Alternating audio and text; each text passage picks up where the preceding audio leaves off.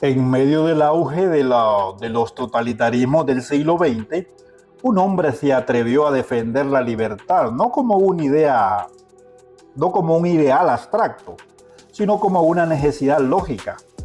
Esta es la historia de Karl Popper y su lucha contra los profetas que pretendían conocer el destino inevitable de la humanidad.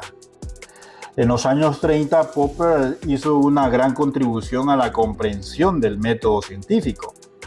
Más tarde, en su filosofía política, atacó los proyectos ideológicos utópicos y defendió la libre evolución de una sociedad abierta.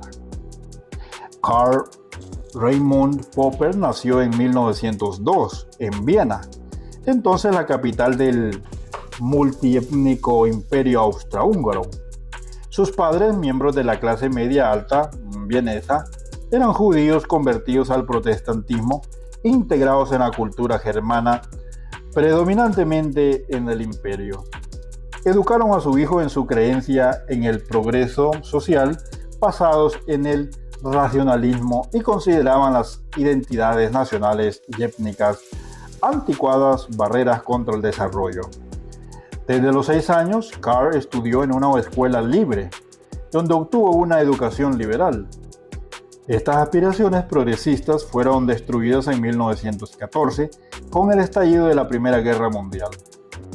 Tras 4 años de matanza y adversidades, la derrotada Austria se hundió en el caos y los padres de Popper lo perdieron casi todo debido a la hiperinflación. Karl Popper, que tenía entonces 16 años, reaccionó en un principio a la desintegración del mundo estable que conocía, abrazando la revolución. En 1919 trabajó para el emergente movimiento comunista austriaco. Cuando en junio de aquel año los comunistas hicieron un intento fallido de hacerse con el poder en Viena, la policía disparó sobre la muchedumbre de manifestantes. La reacción de Popper fue culpar a los comunistas de sacrificar las vidas de los trabajadores en pos de una revolución violenta. El resto de su vida defendió la democracia no violenta para lograr cambios sociales. A medida que en los años 20 la vida en Austria volvía a una precaria normalidad, a Popper le costó darle una dirección a su vida.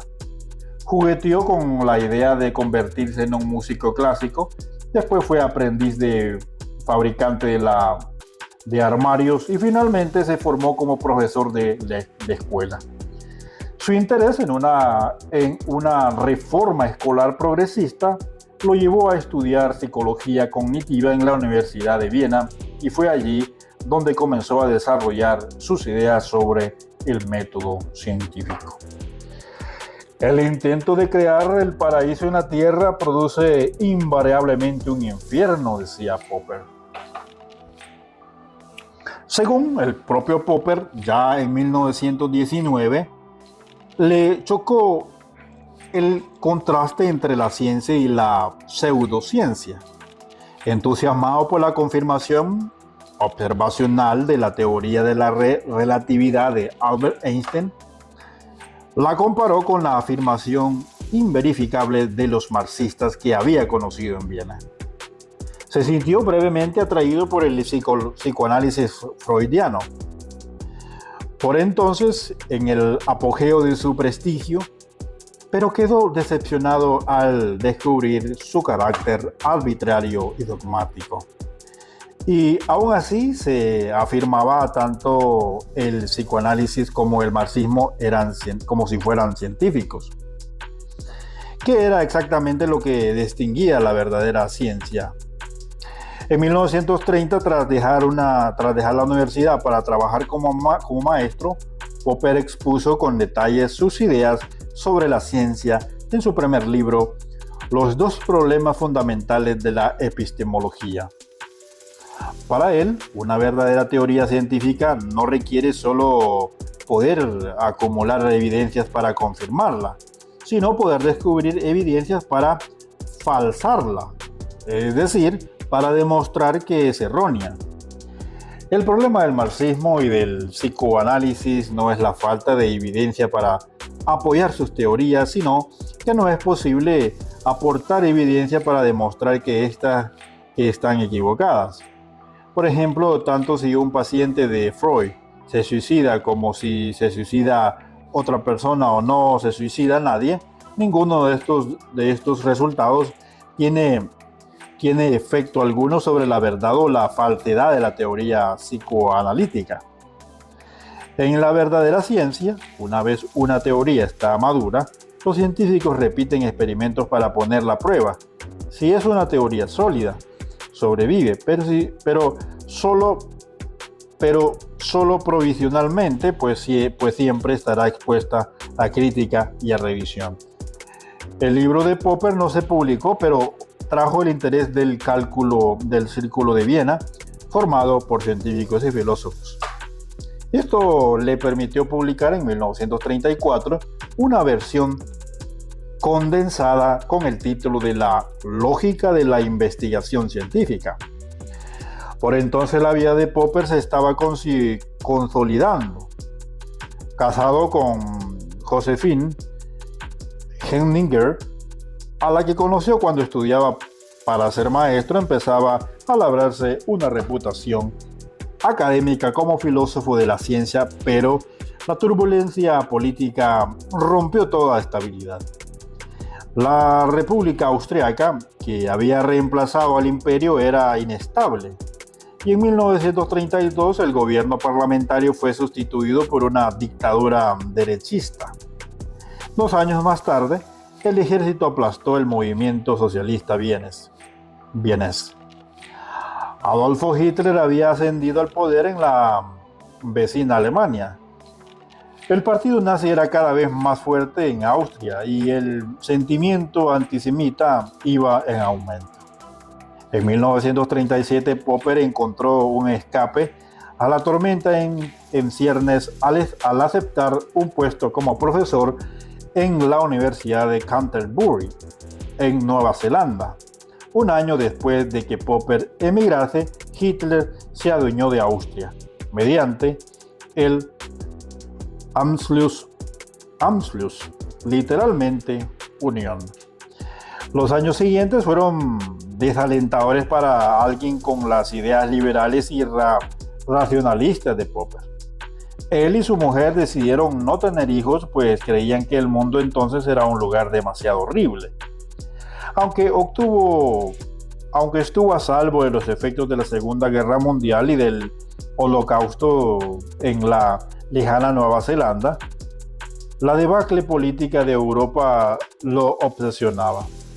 Durante la guerra trabajó en el libro La sociedad abierta y sus enemigos, en el que propuso conectar su pensamiento sobre el método científico con las lecciones que había aprendido observando el auge del fascismo y el comunismo en el periodo de entreguerras.